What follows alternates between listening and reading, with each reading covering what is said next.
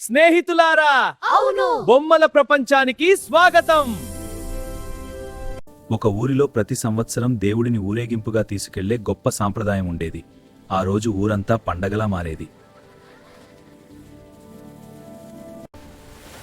ఊరేగింపుకు ప్రత్యేకంగా ఒక ఎద్దుబండిని కట్టి ఎంతో శ్రద్ధగా అలంకరించేవారు.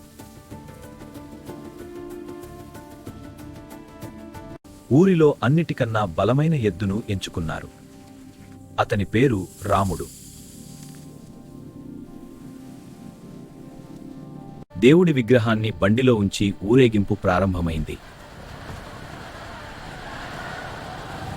అందరూ తనకే నమస్కరిస్తున్నారని రాముడు భ్రమపడ్డాడు. గర్వంతో పొంగిపోయాడు. సాయంత్రానికి ఊరేగింపు ముగిసింది. దేవుడు గుడిలోకి వెళ్ళాడు.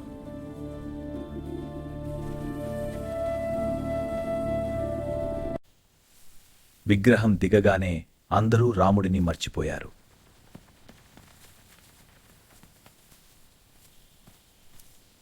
అప్పుడు రాముడికి అర్థమైంది, మనుషులు గౌరవమిచ్చేది మనకి కాదు, మనము చేసే పనికి. గౌరవం పదవికి కాదు, బాధ్యతకు.